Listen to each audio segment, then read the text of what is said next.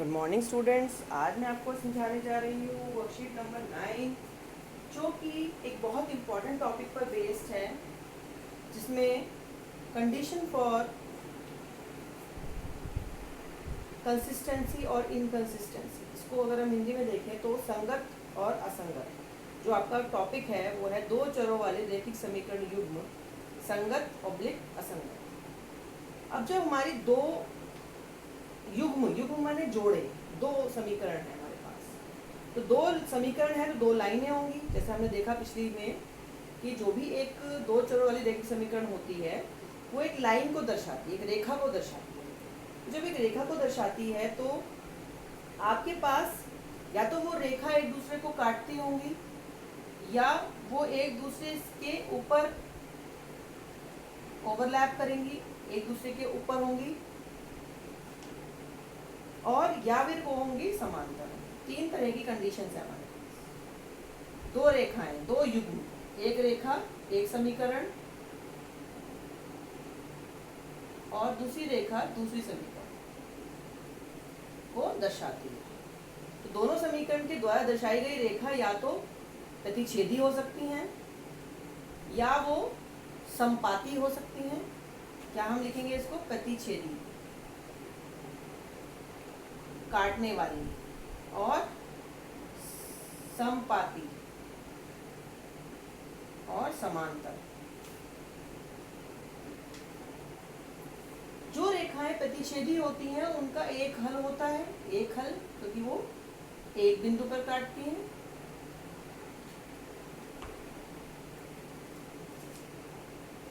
एक अद्वितीय हल भी कहते हैं हम, अद्वितीय, अद्वितीय मतलब उसके जैसा और कोई नहीं। एक हल होता है। जो संपाती होती हैं उसके अनेक हल होते हैं, अनंत हल। और जो समांतर होती हैं उसका कोई हल नहीं होता, क्योंकि वो काटती ही नहीं है, कोई हल नहीं। इन दोनों को हम कहते हैं संगत, क्योंकि ये काटती हैं, और इसको कहते हैं असंगत, क्योंकि ये मिलती ही नहीं।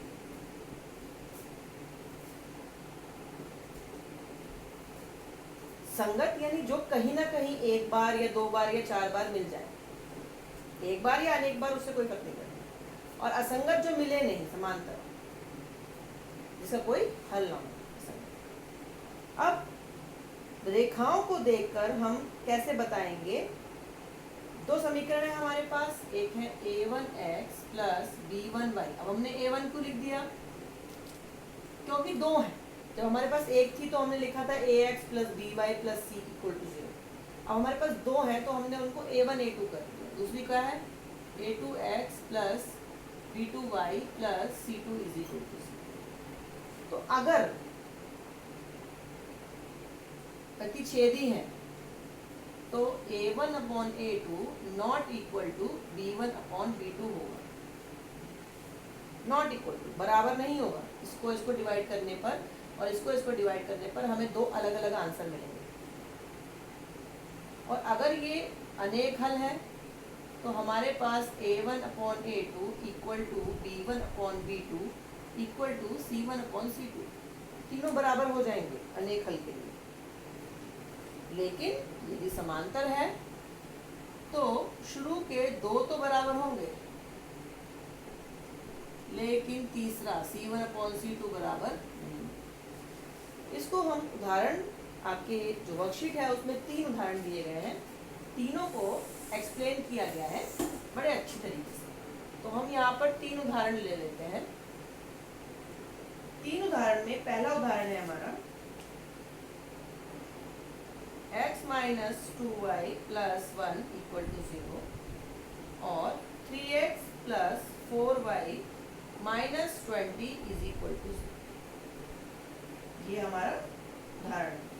तो यहाँ पर क्या है? कुछ नहीं है, 1। तो a1 अपॉन a2 कितना है? 1 अपॉन 3, और b1 अपॉन b2 कितना है? -2 अपॉन 4। ये आपकी वर्कशीट में बताया है। अब ये तो कट नहीं होता, ये कट होता है, तो 2 1 ज़ा तो हमें मिला -1/, और C1/C2 इज इक्वल टू 1/-20। अब आप ध्यान से देखेंगे तो ये और ये अलग है। अब इन तीनों में से किस में ऐसा है कि पहला A1/A2 अलग है, इसलिए यहाँ पे C1/C2 है ही नहीं, तो हमें इसकी जरूरत नहीं है। तो हम यहाँ लिखेंगे क्योंकि A1/A2 B1/B2 के बराबर नहीं है,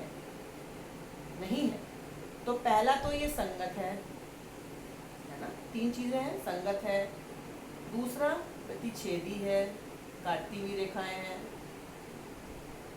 और तीसरा इसका एक हल है, अद्वितीय रूप से एक। तो ये आपका वर्कशीट में भी लिखा हुआ है, यहाँ से आप देखकर नोट कर सकते। दूसरा एग्जाम्पल है,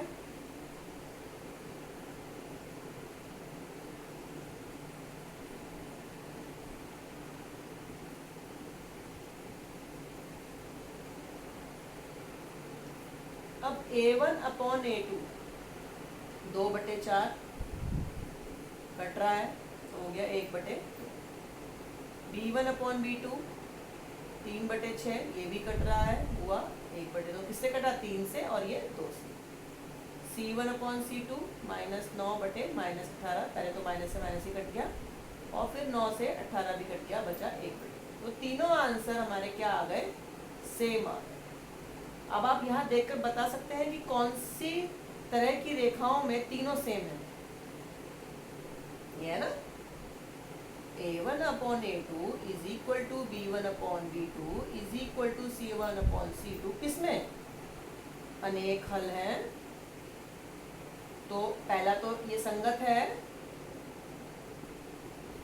दूसरा अनेक हल है, और तीसरा ये संपाती है। आप स्टेप बाय स्टेप लिखे जा रहे हैं। तीन यहाँ पर जब हम गए थे, संगत है, एक हल है, और प्रतिच्छेदी है। संगत है, अनेक हल है, और संपाती है। ये आपकी वर्कशीट से देखकर भी आप लिख सकते हैं, और जो मैंने कहा है वो भी लिख सकते हैं। तीसरा उदाहरण है आपका x + 2y - 4 = 0, और 2x + 4y - 12 = 0। इस उदाहरण को हम देखकर ही बता सकते हैं। यहाँ पर 1 है, तो 1 2 = 2, 2 2 = 4, और 4 3 = 12। यहाँ पर ये 3 आ रहा, अलग है। तो यहाँ पर हम लिखेंगे A1/A2 1/2, B1/B2 ये भी 1/2, और C1/C2 -4/-12, तो ये हो गया 1/3। तो ये दोनों तो सेम है, और ये अलग है, तो ये कहाँ है? यहाँ तीसरी कंडीशन में A1/A2 is equal to B1/B2 is not equal to C1/C2। अब यहाँ पर आप क्या कर सकते हैं? तीनों आंसर लिख सकते हैं, जैसे मैंने यहाँ लिखे हैं। असंगत होगा, कोई हल नहीं होगा, और समांतर रेखाओं को दर्शाएगा। अब आपकी बात, वर्कशीट में होमवर्क क्वेश्चन में 3 उदाहरण और दिए गए हैं, जिसमें से आपको इसी तरीके से उनको सॉल्व करना है और बताना है कि इन तीनों में से कौन सी कंडीशन लगेगी। पहला कॉलम है, दूसरा कॉलम है वो संगत होगा या असंगत होगा, फिर तीसरा कॉलम है एक हल होगा, अनेक हल होगा, या कोई हल नहीं होगा, और चौथा कॉलम है वो प्रतिच्छेदी होगा, संपाती होगा, या समाती होगा। तो बिल्कुल इसी तरीके से आपको सॉल्व करना है, और प्रत्येक कॉलम को भरकर आप चाहें तो टेबल की तरीके से कर सकते हैं, चाहें तो उदाहरण जैसे किया गया है एक के नीचे एक, वैसे भी कर सकते हैं। इट्स योर विश कि आप इसे कैसे करें। मेरे हिसाब से ये क्लियर हो जाना चाहिए। ये बहुत इजी कॉन्सेप्ट है। इसी कॉन्सेप्ट को और क्लियर करने के लिए मैं इसमें आगे और कुछ ऐड करूँगी, जो बच्चे ध्यान से देखेंगे वीडियो को। इससे आपको समझ आएगा कि एक्चुअल में ये कॉन्सेप्ट क्या है।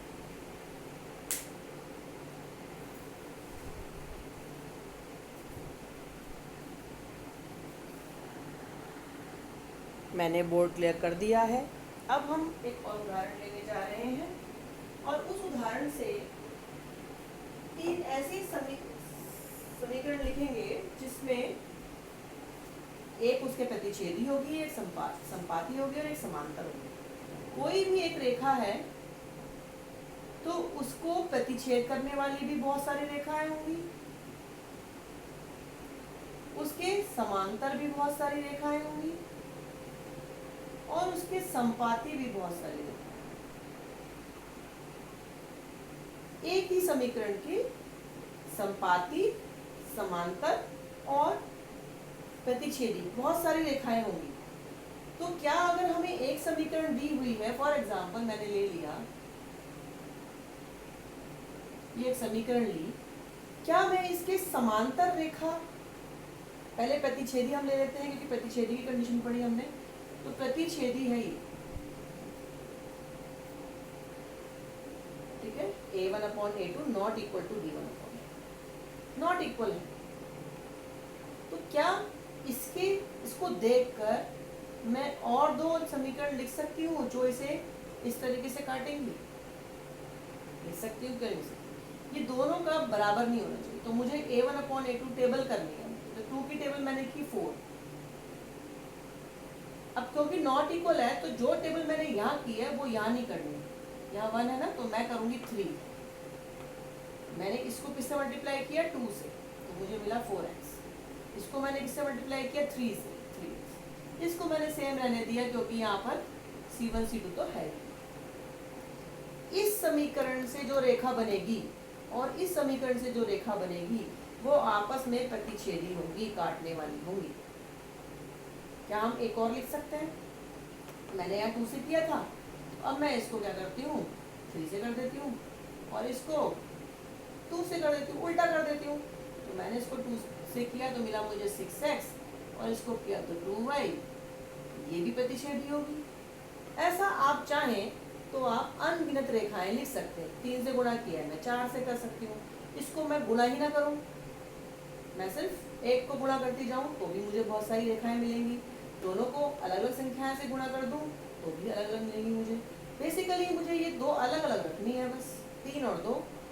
अब ये 3 और 2, 4 और 2, 5 और 2 भी हो सकता है, 3 और 1, 2 और 1, 4 और 1 भी हो सकता है। तो मुझे अनगिनत रेखाएं मिलती जाएंगी। अब मैं आ जाती हूँ दूसरा, संपाती रेखाओं। संपाती रेखाओं की जो कंडीशन थी वो ये थी, a1/a2 equal to b1/b2 equal to c1/c2, सारे बराबर हैं। तो हमें इस समीकरण को जो हमने उदाहरण के तौर पे लिया है, इसको सेम संख्या से गुणा करना है क्योंकि सेम है। तो पहले मैं 2 से करूंगी तो मुझे क्या मिलेगा? 4x plus 2y plus 2 equal to 0। अब जिसकी टेबल मुझे आती है मैं उसकी टेबल कर सकती हूँ। 5 की आती है मुझे, तो 5 2 ज़ा 10, 5 1 ज़ा 5, 5 1 ज़ा 5। 10 की आती है 10 की, 20 की आती है 20 की, 100 की आती है 100 की। जो टेबल आती है पढ़ते जाओ, आपको इक्वेशन मिलती जाएंगी। ये मैं क्वेश्चन आपको अलग से असाइनमेंट में दूंगी, वहाँ पर आपको मैं एक समीकरण लिखूंगी और आपको 3 उसकी प्रतिच्छेदी, संपाती, ये कौन सी है? संपाती।